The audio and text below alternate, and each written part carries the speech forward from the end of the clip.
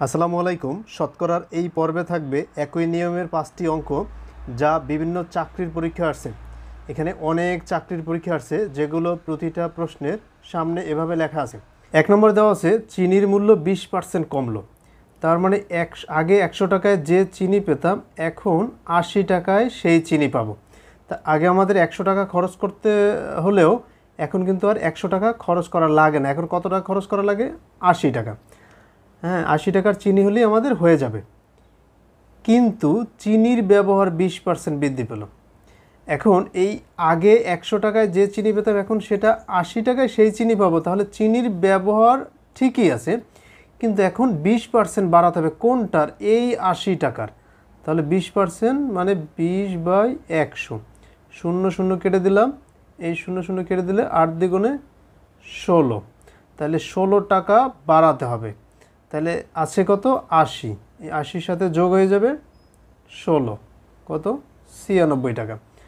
এখন তার মানে আমরা বলবো যে আগে 100 টাকার চিনি লাগতো, এখন লাগবে 96 টাকার। 20% বাড়ানোর পরও 96 টাকা লাগবে। তাহলে কয় টাকা কমছে? আগের চাইতে 4 টাকা কমছে। আগে 100 টাকা, এখন 96, তার মানে 4 টাকা।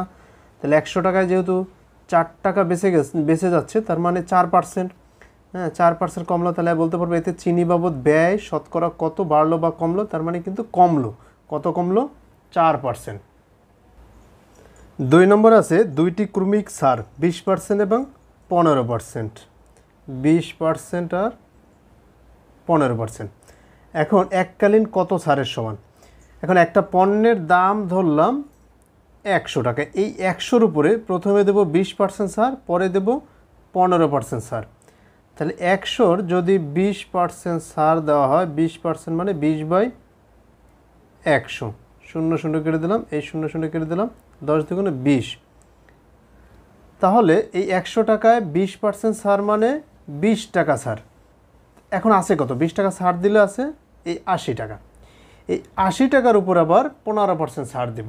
তাহলে 80 গুণ 15% মানে 15/100। 0 0 কেটে দিলাম। তো এটাকে যদি 5 ভাগ করি 3, এটাকে 5 ভাগ করলে 2, 2 দিয়ে এটা কাটলে 4, 3 4 12 টাকা।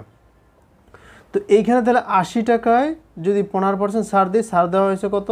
12 টাকা। তো এখন আছে কত? 80 থেকে 12 মাইনাস করে দিই, কত আছে? 68 টাকা। তার মানে এই 100 টাকার উপর আমরা যদি একবার 20%, একবার 15% যদি ছাড় দিই, 20%-এর ছাড় দেওয়ার পর যেটা আছে তার উপর আবার যদি 15% ছাড় দিই, তাহলে 68 টাকা আছে। 100 থেকে 68, তার মানে কত টাকা ছাড়? 32 টাকা। 32 টাকা ছাড় মানে 32%। এটা হচ্ছে 20% এবং 15%-এ। তো আমাদের বলছে যে এককালীন কত ছাড়ের সমান? তো এককালীন হচ্ছে এই 32%। এটা সঠিক উত্তর হচ্ছে খ। তাহলে বলবো এই আলাদা আলাদা ছাড় দেওয়ার ফলে 68 টাকা আছে, তাহলে এই একসাথে কত ছাড় দেওয়া হয়েছে? 32%। এটাই হচ্ছে সঠিক উত্তর। 3 নম্বর আছে একজন শ্রমিক 1997, 1998, 1999 সালের প্রত্যেক বছর পূর্বতন বছর অপেক্ষা 10% বেশি পারিশ্রমিক পান। তাহলে প্রথম বছর হচ্ছে 1997, এরপর 1998, 1999। তাহলে আমরা প্রথম যে বছর 1997, এইখানে তার বেতন ধরলাম 100 টাকা। তাহলে যদি এই বছর অপেক্ষা তার 10% যদি বৃদ্ধি পায় এখানে, তাহলে এখানে গিয়ে তার বেতন হবে 110 টাকা। এই 110 টাকার উপর যদি আবার 10% বাড়ানো হয় তাহলে কত আসে? তো 110 তো থাকবে, তার সাথে 10% মানে 10/100। 0 0 কেটে দিলাম, এই 0 0 কেটে দিলাম, তাহলে কত টাকা বাড়বে 10%-এ? 11 টাকা বাড়বে। তো এখানে আছে কত? 110 টাকা। সেখানে যদি 11 টাকা বাড়ে তাহলে কত? 121 টাকা। তাহলে আমাদের বলছে যে 1999 সালে তিনি, এই যে 99 সালে, 1997 সাল অপেক্ষা কত বেশি পারিশ্রমিক পান? এই 99-তে 97 অপেক্ষা মানে 100-তে সে কত বেশি পায়? 21 বেশি পায়। এখানে ছিল 100, এখানে হচ্ছে 121। তাহলে 100-তে যেহেতু 21 বৃদ্ধি পায়, তার মানে আমরা বলতে পারবো 21% বেতন বৃদ্ধি পায় 97 থেকে 99-তে। 4 নম্বর বলছে 1995 সালে চালের মূল্য পূর্বতন বছরের চেয়ে 10% বৃদ্ধি পেল। তাহলে পূর্বতন মানে আগের বছরটা কত? 1994 সাল। 1994 সাল। এইখানে হচ্ছে 1995, 1996 দিলাম। তো এই 95 সালে 10% বৃদ্ধি পেয়েছে কোনটার চাইতে? এইটার চাইতে। এখন এইখানে আমরা ধরলাম চালের মূল্য ছিল 100 টাকা, তো 10% যদি বাড়ে তাহলে কত হবে? 110 টাকা। এরপর বলছে 1996 সালে তা 5% কমে গেল। এই 110-এর এটার 5% কমে গেছে।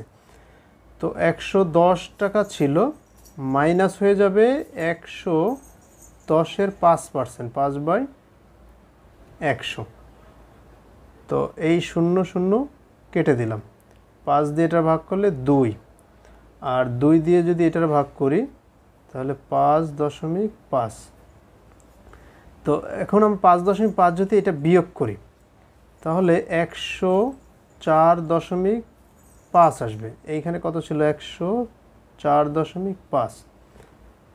তো আমাদের বলছে 1994 সালের সাপেক্ষে, এই যে 94, 96 সালে, এই যে 96 সালে মূল্য কত বৃদ্ধি পেল?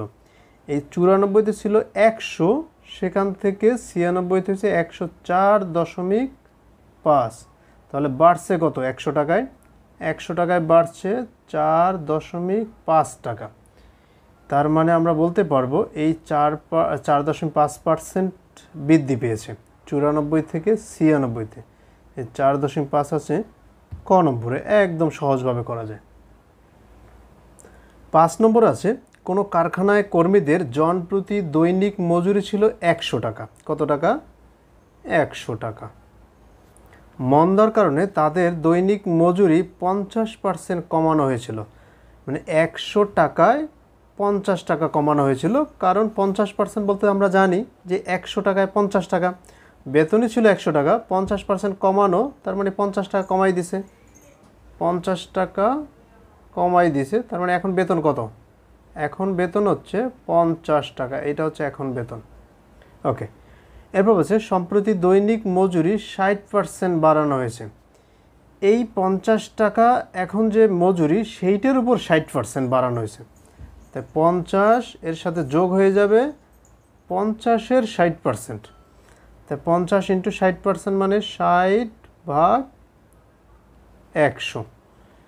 এই 0 0 কেটে দিলাম, এই 0 কেটে দিলাম, 5 30। তাহলে 50 যোগ 30, তাহলে এখানে হয়ে যাবে 80 টাকা। তাহলে এখন এই যে 60% বাড়ানো হয়েছে, বর্তমানে জন প্রতি দৈনিক মজুরি কত টাকা? 80 টাকা। কারণ 50 টাকার উপর যদি 60% বাড়ানো হয় কত টাকা হয়? 30 টাকা বৃদ্ধি পায়। আর ছিল কত? 50 টাকা। তাহলে এখন বর্তমানে মজুরি কত? 80 টাকা। এই 80 আছে গ নম্বরে।